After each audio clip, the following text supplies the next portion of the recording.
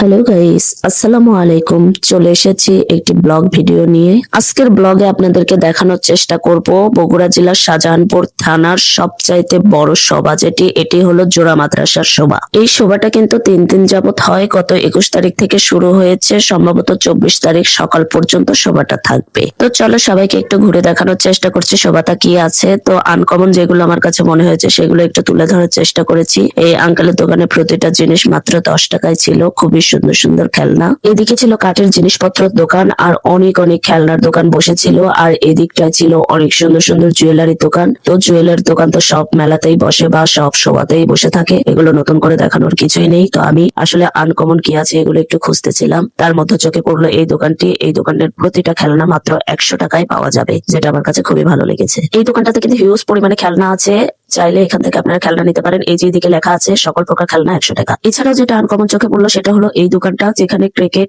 Football এবং tennis খেলার সব সরঞ্জাম এখানে দেখতেছিলাম। এই দোকানগুলো কিন্তু সব শোভাতে সচরাচর দেখা যায় না, এখানে আমি দেখলাম। চুরিপট্টির এরিয়াটা কিন্তু বিশাল বড় ছিল। আমার তো এই চুরিপট্টির এরিয়াটা হেঁটেই পুরো পা ব্যথা হয়ে গেছে। পুরো শোভাটা কিভাবে করবো জানি না, তারপরও কিন্তু তোমাদেরকে দেখানোর চেষ্টা করছি। তো এখানে আরেকটা আনকমন যেটা চোখে পড়লো সেটা হলো এই চুলগুলো। তো সামনে কিন্তু আসছে গরমকাল, অনেকেই বাচ্চাদেরকে টাকলো করে দেবে। আর টাকলো করার পর যদি এরকম একটা চুল বাচ্চাদেরকে গিফট করে দেওয়া হয় তাহলে কিন্তু টাকলো হওয়ার দুঃখটা একদম ভুলে যাবে। তো রেডিমেড চুলের সাথে এখানে আরো ছিল কিছু ক্যাপ, এছাড়াও মাথায় পরার খুব সুন্দর সুন্দর ফুল দেখতে পাচ্ছিলাম এখানে। আর এর পাশের দোকানটাতে ছিল ছোট্ট ছোট্ট কিছু কিউট ছাতা, ছোট্ট ছোট্ট কিছু কিউট হারিকেন, যেগুলো আমার কাছে খুবই ভালো লেগেছে।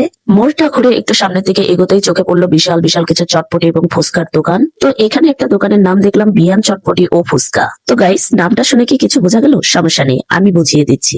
যারা বিয়ায় আছেন তারা বিয়ানদের থেকে একটু সাবধানে থাকবেন, আপনাদের পকেট খালি করার জন্য কিন্তু এই ব্যবস্থাটা করা হয়েছে। ছোট ছোট জার কেকের দোকান অনেক দেখলাম। এখানে একটা দোকানে কেক বিক্রি হচ্ছে কেটে, যার প্রতি পিস ছিল 100 টাকায়। আর এখানের এই দোকানের খেলনাগুলো দেখে তো পুরোই ছোটবেলার কথা মনে পড়ে গেল। আসলে সময় এগিয়ে যায়, মানুষ বড় হয়, কিন্তু শৈশবের স্মৃতিগুলো মনের ভেতর চুপচাপ বসে থাকে। এখানে আরেকটি আকর্ষণ ছিল তান্দুরি চা বা পোড়াবাটির চা, যেটা এই ছোট ছোট হাঁড়িগুলোতে করে সার্ভ করা হয়। আর এদিকটাতে বসেছে অনেক অনেক মিষ্টির দোকান, যেগুলোতে নানান রঙের ভিন্ন ভিন্ন স্বাদের বিভিন্ন রঙের মিষ্টির সমাহার, যেগুলো দেখলে আসলেই লোভ লেগে যায়। আরে বাপরে, এদিকটা এসে দেখে তো আমি আরো অবাক। এখানে তো দেখছি পুরান ঢাকার শাহী চটপটি ও ফুচকাও পাওয়া যাবে। আর এই দোকানগুলো কিন্তু বসেছে বিনোদন এরিয়াতে, অর্থাৎ যে পাশে রাইড গুলো বসেছে।